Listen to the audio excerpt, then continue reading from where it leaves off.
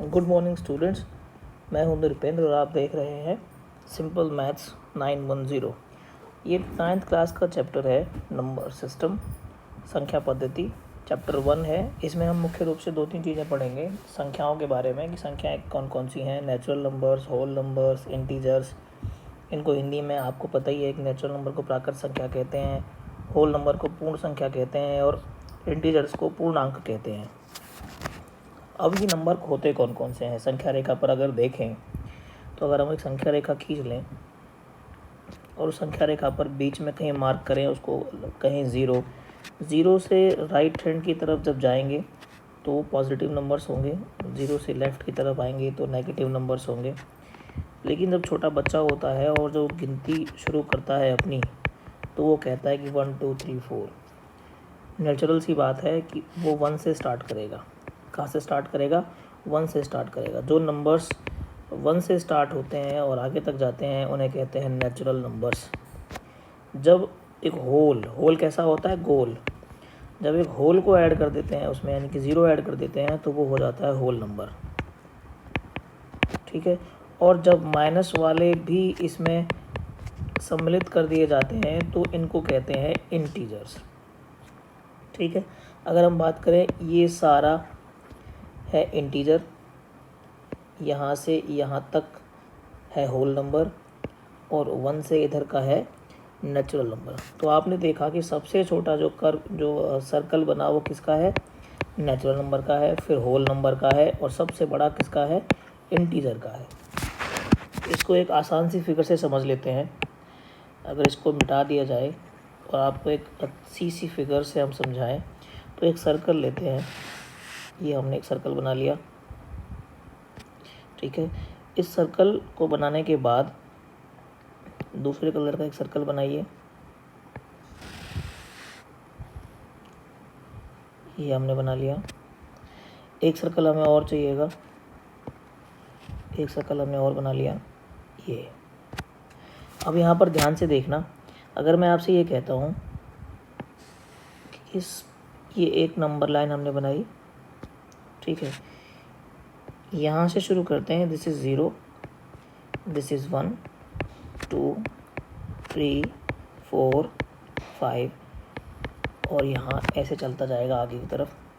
यहाँ पर होगा -1, यहाँ ये इससे बिल्कुल इधर है -2 -3 -4 और एंड सो ऑन। जो ब्लू वाला सर्कल था इनको कहेंगे नेचुरल नंबर्स।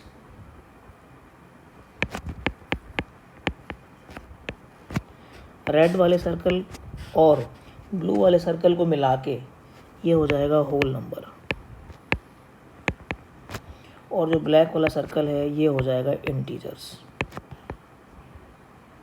सवाल जो पूछा जाएगा वो पूछा जाएगा, क्या सभी इंटीजर्स नेचुरल नंबर्स होते हैं? क्या सभी इंटीजर्स नेचुरल नंबर्स होते हैं? इंटीजर तो ये भी है, इंटीजर तो ये भी है, इंटीजर तो ये भी है। क्या 2 नेचुरल नंबर है? बिल्कुल है। क्या 0 नेचुरल नंबर है? नहीं है, क्योंकि ये तो होल नंबर है। क्या -2 नेचुरल नंबर है? नहीं है। क्यों? क्योंकि ये केवल इंटीजर है, ना ये होल नंबर है ना ये नेचुरल नंबर है। अब इस तरह के सवाल पूछे जाएंगे और जब इस तरह के सवाल पूछे जाएंगे तो इसको वहाँ हम पेस्ट कर लेंगे। ठीक है। अब चलिए आगे की तरफ चलते हैं। यहाँ मैंने एक आपके लिए टेबल बनाई हुई है। नंबर्स जो होते हैं वो 2 तरह के होते हैं, real numbers and imaginary numbers. Imaginary numbers होते हैं जिनमें आयोटा आता है, जो अभी आप नहीं सीखोगे, वो 11वीं क्लास में आप सीखोगे। रियल नंबर्स ये सारे नंबर्स होते हैं जिसमें रैशनल नंबर्स भी आते हैं, इर्रेशनल नंबर्स भी आते हैं। इर्रेशनल नंबर होते हैं √2, पाई, √3, √5। ये सारे कैसे नंबर्स हैं? इर्रेशनल नंबर्स हैं। रैशनल नंबर्स वो होते हैं जो P/Q की फॉर्म में लिखे जाते हों। और रैशनल नंबर्स में नेचुरल नंबर्स भी आते हैं, होल नंबर्स भी आते हैं और इंटीजर्स भी आते हैं। चलो एक सवाल करते हैं। इस सवाल में पूछा गया है कि 2 परिमेय संख्याएं हैं। एक परिमेय संख्या है 1, एक परिमेय संख्या है 2। अच्छा, एक बात और सीखिए कि केवल P/Q की फॉर्म में लिखने वाला नंबर 7/5, क्या 7/1 ये P/Q की फॉर्म में है कि नहीं है? बिल्कुल है, क्योंकि 7/1 3/1 को 7 लिख सकते हैं। तो जिनके नीचे डिनोमिनेटर में कुछ नहीं होता उनके डिनोमिनेटर में 1 होता है, और उन सारे नंबर्स को हम रैशनल नंबर्स कहते हैं। ठीक है, यहाँ पर सवाल कहता है कि 1 और 2 के बीच में 5 परिमेय संख्या ढूंढिए। परिमेय संख्या निकालनी है, तो किन्हीं भी दो नंबर्स के बीच में हम असमित रूप से अनेक परिमेय संख्याएं निकाल सकते हैं। देखिए, मान लो हम ये कह रहा है कि 1 और 2 के बीच में पहले एक परिमेय संख्या निकाली, तो क्या करेंगे 1 + 2/2, दोनों को जोड़ेंगे और आधा कर देंगे, तो ये आ जाएगा 3/2। ठीक है, तो यहाँ पर हमने पता था कि 1 यहाँ है और 2 यहाँ है, और इनके बीच में एक परिमेय संख्या हमने निकाल ली। ठीक है, एक परिमेय संख्या ये थी, एक परिमेय संख्या ये थी, और इनके बीच में हमने एक परिमेय संख्या यहाँ निकाल दी। अब क्या करना है, अब एक परिमेय संख्या ये है, एक परिमेय संख्या ये है, इनके बीच में एक परिमेय संख्या यहाँ निकालनी है। वो कैसे निकलेगी, इन दोनों को जोड़ेंगे, 1 + 3/2, इनको जोड़ेंगे और करेंगे आधा। तो इसको जब जोड़ा तो आया 5/2 × 1/2, और वो आ गया 5/4। तो इनके बीच में एक संख्या आ गई, और वो आ गई 5/4। ये एक संख्या थी, ये एक परिमेय संख्या थी, इनके बीच में एक परिमेय संख्या निकाली, वो आ गई 5/4। ठीक है, अब क्या करना है, अब एक संख्या ये लेनी है, एक संख्या ये लेनी है, इनके बीच में एक संख्या और निकालनी है।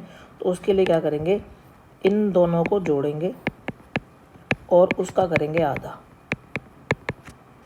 ये हो गया 7/2 × 1/2, 7/4। इनके बीच में एक संख्या आ गई 7/4। हमने कितनी निकाल दी, 1 2 3। अब एक संख्या यहाँ निकाल लें, एक संख्या यहाँ निकाल लें, हमारे काम चल जाएगा। अब ये संख्या निकालने के लिए क्या करेंगे, इन दोनों को ऐड करेंगे, 1 + 5/4, और इसका आधा कर देंगे। आधा करने का मतलब है कि इसको 1/2 से मल्टीप्लाई कर दिया जाएगा। ये आएगा 9/4, 1/2 और 9/8। तो यहाँ एक और संख्या आ गई 9/8। 1 2 3 और 4 निकाल चुके, 5 निकालनी है। तो 5 के लिए क्या करेंगे, इन दो के बीच में भी एक निकाल सकते हैं क्या, बिल्कुल निकाल सकते हैं। 3/2, 7/4 × 1/2। जब हमने इसका एलसीएम लिया 4 आया, × 1/2, 13/8। तो यहाँ एक संख्या आ गई 13/8। तो 5 परिमेय संख्या हमने निकाली, वो आ गई 9/8, 5/4, 3/2, 13/8 एंड 7/4। अब ये तरीका हो सकता है किसी बच्चे को अच्छा ना लगे। अब एक आसान सा तरीका बताते हैं, अल्टरनेट। 1 और 2 के बीच में परिमेय संख्या निकालनी है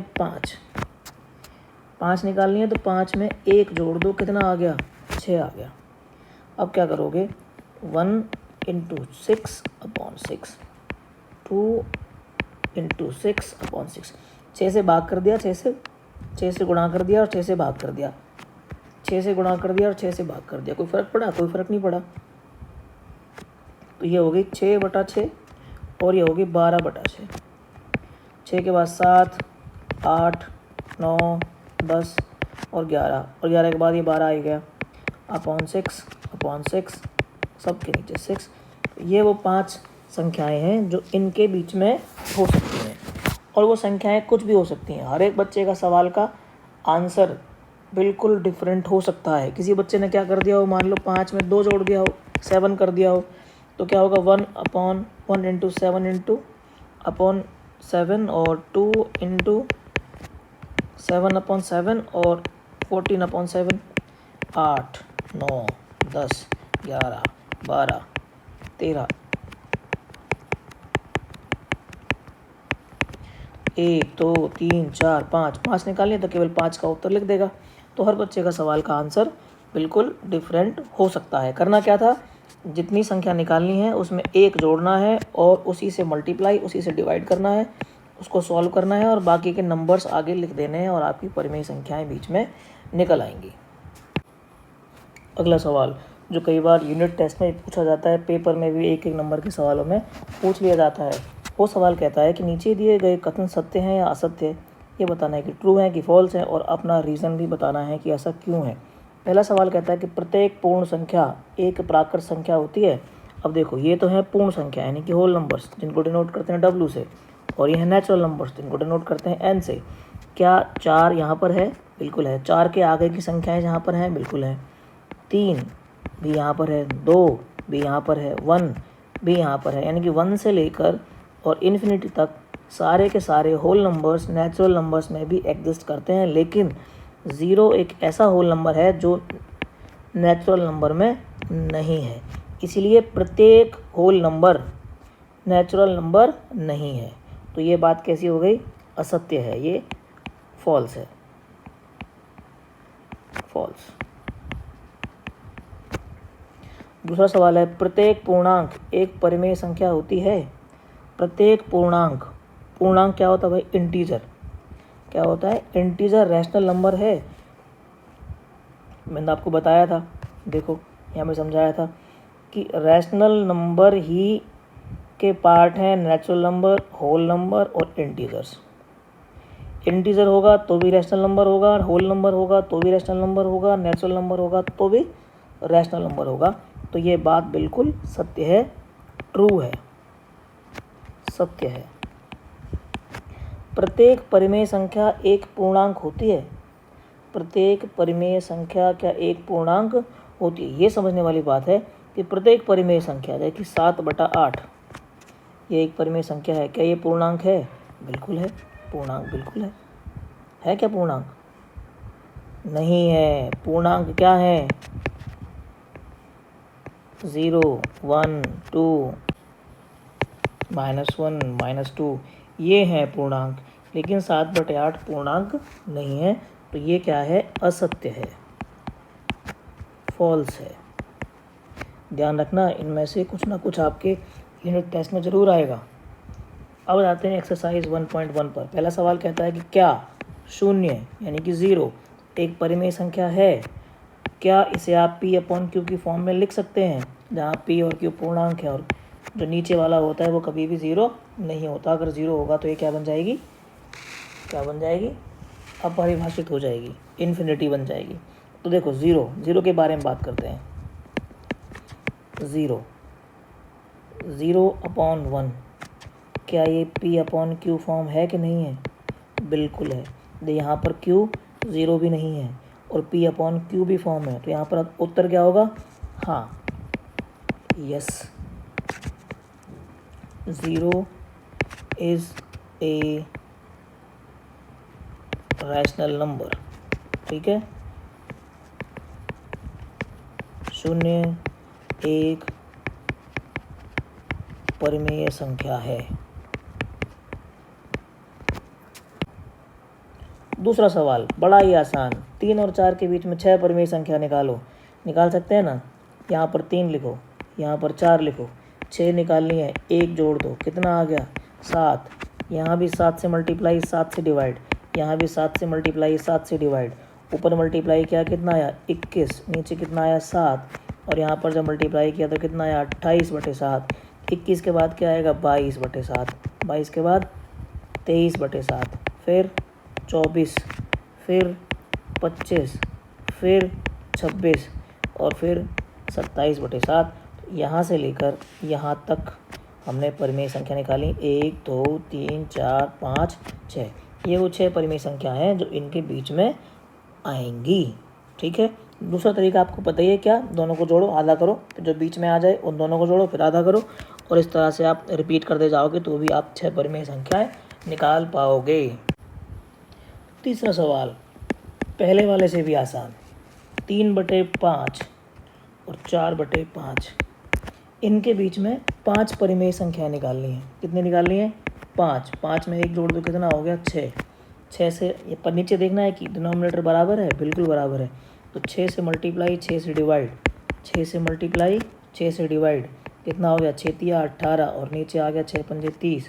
यहाँ पर हो गया 24 और नीचे हो गया 30। इसके बाद होता है 19, 20, 21, 22, 23 बटा 30 सबके डिनोमिनेटर में क्या आ जाएगा 30। तो ये वो 5 परिमेय संख्याएं हैं जो 3/5 और 4/5 के बीच में आती। सबसे आसान सवाल क्वेश्चन नंबर 4, नीचे दिए गए कथन सत्य हैं या असत्य, कारण के साथ अपना उत्तर दीजिए। पहला सवाल पूछता है प्रत्येक प्राकृत संख्या यानी कि नेचुरल नंबर एक पूर्ण संख्या होती है, यानी कि प्रत्येक प्राकृत क्या नेचुरल ये होल नंबर होती है। होल नंबर के अंदर ही प्राकृत संख्याएं आती हैं। बड़े बॉल के अंदर छोटी बॉल आराम से आ गई, ये बड़ी बॉल है, ये बड़ी बॉल है और ये छोटी बॉल है, छोटी बॉल बड़ी बॉल के अंदर आ गई इसलिए आ सकती है। तो आंसर हो गया यस, सत्य है। नंबर 2, प्रत्येक पूर्णांक एक पूर्ण संख्या होती है। पूर्णांक प्रत्येक पूर्णांक क्या पूर्ण संख्या होती है? नहीं होती, क्योंकि छोटी बॉल में बड़ी बॉल को नहीं बिठाया जा सकता, तो ये असत्य है। फिर आता है कि प्रत्येक परिमेय संख्या एक पूर्ण संख्या होती है। ये परिमेय संख्या प्रत्येक यहाँ आ गया 7/8, क्या ये पूर्ण संख्या होगी? क्या छोटी बॉल में बड़ी बॉल बैठाई जा सकती है? नहीं, तो ये बात भी असत्य हो गई। ठीक है, तो आपको यहाँ पर ये तो ट्रू है, सत्य है, और ये फॉल्स है और ये भी फॉल्स है। ठीक है।